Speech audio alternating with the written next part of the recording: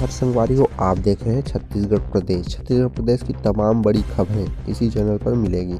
Chhattisgarh corona live update. Positive मरीजों को लेकर राहत की खबर। सोमवार को मिले 2693 मरीज, लेकिन 19 मौतों ने डराया। पिछले 7 दिनों में सोमवार को प्रदेश में नए कोरोना संक्रमितों की संख्या सबसे कम रही। इस दिन हुए 36,605 टेस्ट में कुल 2,693 पॉजिटिव मिले। मरीज तो कम मिले, लेकिन मौत रफ्तार पिछले दिनों की तुलना में बढ़ गई है। पिछले 24 घंटे में प्रदेश में 19 मौतें हो गई। इसमें सबसे ज़्यादा दुर्ग में 5 और रायपुर में 4 मौतें हुई। रायपुर में नए संक्रमित मरीजों की संख्या भी कम होकर 314 पर पहुंच गई। मरीजों के मामले में दुर्ग पहले स्थान पर रहा। यहां कुल 372 नए मरीज मिले। मुंगेली के पथरिया में सरकारी स्कूल में 32 बच्चे संक्रमित पाए गए। सभी बच्चों को होम आइसोलेट किया गया है। कोरबा और गौरेला पेंडा बरवाही में खुलेंगे स्कूल। 8वीं से 12वीं तक के स्कूल खुलेंगे। जिला प्रशासन ने आदेश जारी करते हुए कि पेरेंट्स सहमत होंगे तभी बच्चों को स्कूल बुलाया जाएगा, अन्यथा ऑनलाइन पढ़ाई करानी होगी। हाई कोर्ट में ऑनलाइन सुनवाई की तारीख बढ़ाई गई। हाई कोर्ट में अब 15 फरवरी तक ऑनलाइन सुनवाई होगी। रविवार को रायपुर से राहत देने वाली आंकड़े सामने आए हैं। रविवार को 374 नए मरीज मिले, वहीं 586 मरीजों को इलाज के बाद डिस्चार्ज कर दिया गया। तीसरी लहर की शुरुआत से पहले रायपुर में रोजाना औसतन 10 से 12 केस मिल रहे थे। दिसंबर के अंतिम सप्ताह में मरीजों की संख्या बढ़ने लगी। 2 जनवरी को रायपुर में 90 मरीजों की पहचान हुई है। रविवार और दूसरी सार्वजनिक छुट्टियां अथवा त्योहारों के लिए जांच कराने वालों के वायरोलॉजी जांच की संख्या भी कम हो गई। रविवार को प्रदेश भर में 25,969 सैंपल लिए जा चुके हैं। वहीं 2,373 लोगों की रिपोर्ट पॉजिटिव पाई गई। केस कम, लेकिन संक्रमण दर बढ़ गया। रविवार को केवल 2,373 नए केस आए हैं। रोजाना के औसतन 4,000-5,000 केस के करीब आधा है। मौत के आंकड़े अब भी चिंताजनक है। कोरोना की वजह से रोज हो रही मौत के आंकड़े अब भी चिंताजनक बने हुए हैं।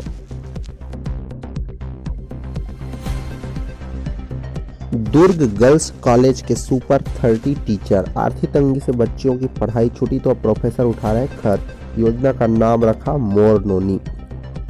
बिहार के गणितज्ञ आनंद कुमार की सुपर 30 की कहानी से तो आप सभी परिचित होंगे, लेकिन दुर्ग जिले में सुपर 30 की कुछ अलग ही कहानी है। यहाँ के शासकीय वामन राव पाटड़कर गर्ल्स कॉलेज के 30 टीचर्स मिलकर हर साल सुपर 30 गर्ल्स स्टूडेंट की टीम तैयार करते हैं। इन टीचर्स ने खुद के मत से साल 2020 में कॉलेज के स्टूडेंट के लिए मोर नोनी योजना चलाई। अपने नेक कार्य में अब तक 1000 से अधिक गरीब बच्चों की शिक्षा दिलाने की मदद की है। कोरोना काल के दौरान काफ़ी बच्चियों ने पढ़ाई छोड़ दी थी, तब इन्होंने मीटिंग कर कुछ निष्कर्ष निकाला, जिसमें कॉलेज छोड़ने को मजबूर हो रही बच्चियों को उनसे पूछा गया तो उन्होंने फीस न भरने की बात कही। सामान्य वर्ग की बच्चियों के लिए अधिक चुनौती होती है।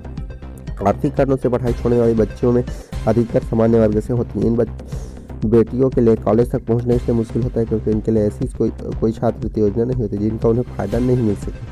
ऐसी स्थिति में उनके सामने बीच में पढ़ाई छोड़ने के अलावा और कोई चारा नहीं बनता। प्रिंसिपल डॉक्टर सुशील चंद्र तिवारी ने बताया कि महाविद्यालय के 30 प्रोफेसर ने मिलकर ऐसी जरूरतमंद बेटियों की पढ़ाई का पूरा खर्च उठाने की जिम्मेदारी ली है। सभी ने मिलकर महाविद्यालय स्तर पर एक योजना चलाई। इसका नाम रखा मोर नोनी योजना। मोर नोनी का मतलब मोर बेटी या मेरी बेटी। मोर नोनी योजना के तहत हर प्रोफेसर कम से कम 2 बेटियों की पढ़ाई का पूरा खर्च उठाते हैं। इतना ही नहीं, अब इस योजना के प्रोफेसर के बच्चे भी सहयोग करने लगे। कई ऐसे प्रोफेसर हैं जिनके बच्चे एक साथ 10-10, 20-20 बेटी की पढ़ाई का खर्च उठा रहे हैं, उनकी फीस भर रहे हैं। एक बेटी पर एक साल में लगभग 3 से 4 हज़ार की खर्च होती है। और ऐसे जो भी प्रोफेसर और सहायक अध्यापक बेटी की जिम्मेदारी लेते हैं, वह उसी बच्चे की फीस से लेकर स्टेशनरी तक की व्यवस्था कर देते हैं। एक बच्ची की पढ़ाई में 3 से 4 हज़ार खर्चा आता है।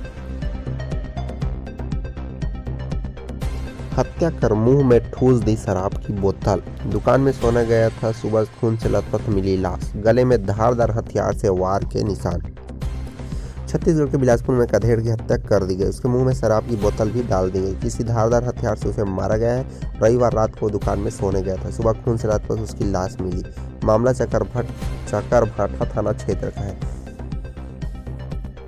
परसदा निवासी भगत राम कौशिक 52 वर्ष गाँव में ही किराना दुकान चलाता था। घर से कुछ दूर में उसकी किराने की दुकान थी। वह हमेशा अपने दुकान में सोने जाता था। वह खाना खाकर रात 10 बजे दुकान में सोने चला गया। इस दौरान उसकी हत्या कर दी गई। सामान लेने गए तब पता चला। सुबह कुछ लोग सामान लेने गए तो देखा कि दुकान का शटर का ताला खुला है लेकिन दुकान बंद है। भगत राम को आवाज़ देने पर कोई आवाज़ नहीं दी।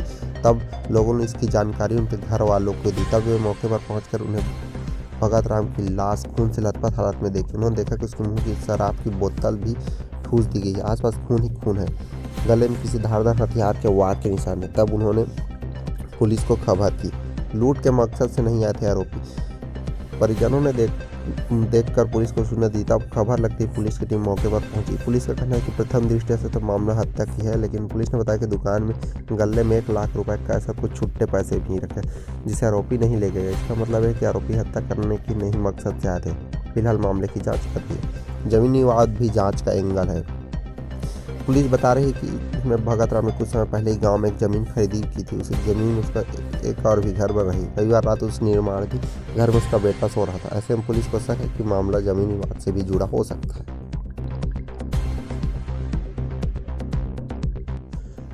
कोरोना संक्रमण के चलते करीब 27 दिन से बंद हुए स्कूल मंगलवार यानी आज कोरबा में आज से खुलेंगे 8वीं से 12वीं तक के स्कूल। 8वीं के लिए पेरेंट्स की अनुमति जरूरी, नहीं तो ऑनलाइन क्लास। कोरोना ड्यूटी कर रहे टीचर रिलीव। क्लास पूरी तरह सैनिटाइज किए जाएंगे और मास्क और सोशल डिस्टेंसिंग अनिवार्य है। जिला प्रशासन ने इस संबंध में आदेश जारी कर 8वीं से 10वीं 12वीं क्लास तक स्कूल खोलने का आदेश जारी कर दिया है। हालांकि 8वीं क्लास के लिए पेरेंट्स की अनुमति लेनी होगी।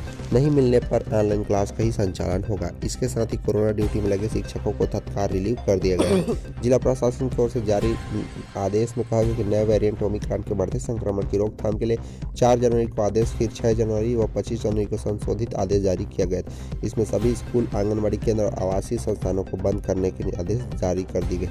अब 15 से 18 साल तक के बच्चों का टीकाकरण जारी है। ऐसे में शर्तों के साथ स्कूल खोलने की अनुमति दी गई है। 8वीं से 12वीं तक के स्कूल 1 फरवरी से अपने निर्धारित समय पर खुलेंगे। केवल 8वीं क्लास के लिए प्रधान पाठक स्थानीय स्तर पर जन भागीदारी और समिति की बैठक कर सहमति के आधार पर कक्षाओं का संचालन करेंगे। सहमति नहीं होने पर ऑनलाइन क्लास चलेगी। क्लास पूरी तरह सैनिटाइज होगा। सर्दी, खांसी, बुखार होने पर स्टूडेंट को क्लास में नहीं बिठाया जाएगा। क्लास और स्कूल में साफ सफाई की व्यवस्था ठीक कर रहनी होगी। कॉन्टैक्ट ट्रेसिंग और होम आइसोलेशन में लगे सभी व्याख्याता को उनके मूल संस्था में लौटने के लिए कार्य मुक्त कर दिए गए हैं।